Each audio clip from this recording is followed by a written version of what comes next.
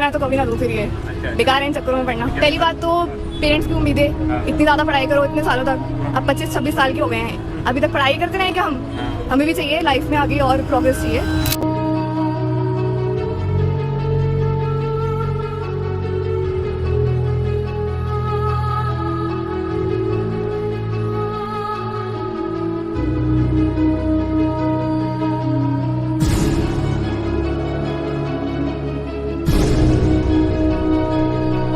तो 15-20 रुपए भेजना बहुत मुश्किल है ना सर, वही तो है। फिर क्या बताए, इतने सारे वो हो रहे हैं कि हमें इतनी तैयारी करनी है, फिर इतने पैसे कहाँ से लाएंगे? और बार बार ऐसी धांधलियाँ होंगी, हम कहाँ से वो पैसे इकट्ठा करेंगे इतने सारे?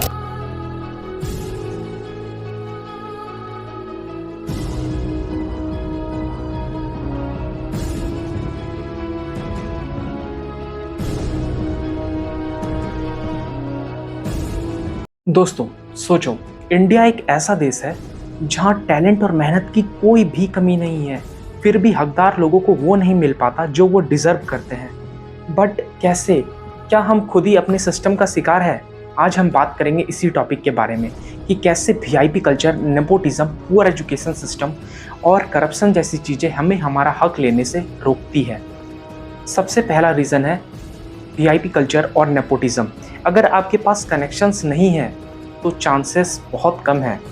Film industry, politics, corporate job, हर जगह ये कल्चर है। टैलेंट के बजाय फैमिली या नेटवर्क के बेसिस पे अपॉर्चुनिटी मिलती है। और इसका हमारी सोसाइटी पे क्या इफेक्ट पड़ता है? ऑर्डिनरी मेहनती लोग फ्रस्ट्रेट होते हैं और सिर्फ कनेक्टेड लोग आगे बढ़ते रहते हैं। आपने देखा होगा कि कितनी बार ऐसा हुआ है कि कोई टैलेंटेड स्टूडेंट या आर्टिस्ट स्ट्रगल करता रह जाता है जॉब के लिए या परफॉर्मेंस के लिए, लेकिन एक कनेक्टेड पर्सन ईजिली सक्सेस ले जाता है। ये रियलिटी है जिसको हम इग्नोर बिल्कुल नहीं कर सकते। अब दूसरा पॉइंट है, हमारे पास रिसोर्सेस तो बहुत सारे हैं लेकिन लोग फिर भी गरीब हैं। यहाँ पे झारखंड एक परफेक्ट एग्जांपल है। यूरेनियम जैसी प्रीसियस मेटल है, यहाँ पे कोल है, लेकिन लोकल को एजुकेशन, जॉब और इंफ्रास्ट्रक्चर तक का प्रॉपर बेनिफिट नहीं मिल पाता है। आप प्रॉपर तो हटाओ, एक डिसेंट बेनिफिट तक नहीं मिल पाता है। क्यों?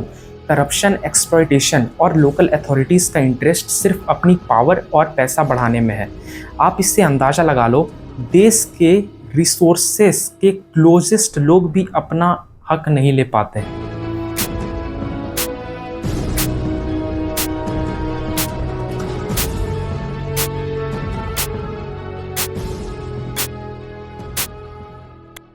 अब आते हैं हमारे एजुकेशन सिस्टम पे। हमारा एजुकेशन सिस्टम हमें सिर्फ मार्क्स के पीछे भगाता है, लेकिन कैसे अपने राइट्स के लिए फ़ाइट करें, कैसे वर्ल्ड में सर्वाइव करें, ये नहीं सिखाता है। रॉट लर्निंग और एग्ज़ाम ओरिएंटेड लर्निंग से हमारी थिंकिंग लिमिट हो जाती है। ये पता नहीं हमारा एजुकेशन सिस्टम कब समझेगा। हम सीखते हैं कैसे सिलेबस कंप्लीट करें, कैसे ज़्यादा मार्क्स लाएं, लेकिन कैसे अपने हक के लिए लड़ें या कैसे सिस्टम के अगेंस्ट खड़े हैं, ये नहीं सिखाता है। इनकी नेपोटिज्म जो खतरे में आ जाएगी। और जिन लोगों को काम करना चाहिए वो या तो खुद करप्ट है या सिर्फ अपने बेनिफिट के लिए काम करते हैं। आम जनता का स्ट्रगल, कंप्लेंट और प्रोटेस्ट सब इग्नोर किया जाता है। अब जैसे एक एग्जांपल लेते हैं, तुम्हारा काम पेंडिंग है, तुम कंप्लेन करके गए लेकिन फिर भी तुम्हारा काम नहीं हुआ, क्योंकि जो पावर में है या बोलो जिनकी पहुंच ऊपर तक है, उन्हीं का काम सबसे पहले होगा, चाहे आप कितने ही डिजर्विंग क्यों ना हो। इसी वजह से टैलेंट और मेहनती लोगों को भी कई बार रिवॉर्ड नहीं मिल पाता। और ये जो सुप्रीम कोर्ट में लॉ पास हुआ था ना कि अब से कोई वीआईपी नहीं है, ये बस एक फॉर्मेलिटी है। अगर मैं एग्जांपल देने बैठा ना इसको गलत साबित करने के लिए, तो ये ख़त्म नहीं होगा।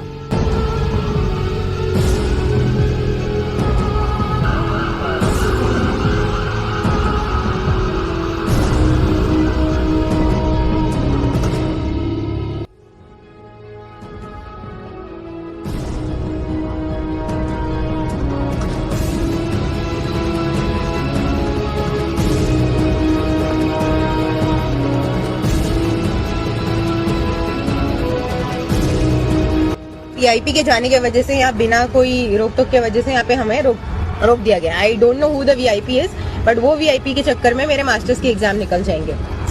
हमें तो यही रोक के रखा।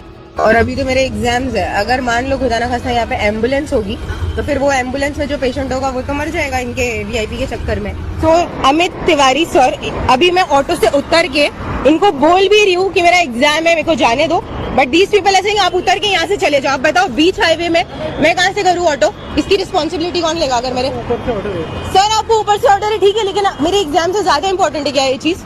5 मिनट ये ऊपर हो गया, ये पूरा रास्ता खाली हो गया। आगे जाके दूसरा कुछ पकड़ सकते हो। आप यहाँ देख लो, आप खुद देख लो, वहाँ से ऑटो मिलेगी। आधा घंटा वेट करने के बाद इट्स नाउ 10:30 और पेपर फाइनली छूट गया।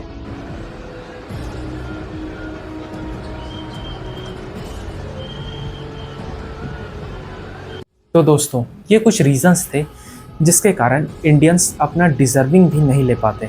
लेकिन अब भी होप है, अगर हम एजुकेट हो, अवेयर हो, अपने राइट्स के लिए स्टैंड लें तो ये सिस्टम को भी चैलेंज कर सकते हैं। कई बार लोगों ने सिस्टम के खिलाफ आवाज़ उठाकर उनको चैलेंज करके अपना हक लिया है। टैलेंट सिर्फ काम का नहीं होता है, अवेयरनेस और फाइट का भी होता है। तो फिलहाल एंड करते हैं वीडियो को यहीं पे। अगर आपको वीडियो थोड़ा सा भी अच्छा लगा हो तो प्लीज़ लाइक करना, चैनल पे नए हो तो सब्सक्राइब करना और कमेंट में अपने अपने एक्सपीरियंस ज़रूर शेयर करना कि कब आपको सिस्टम फेलियर का सामना करना पड़ा था। तब तक के लिए मिलते हैं अगले वीडियो में। जय हिंद।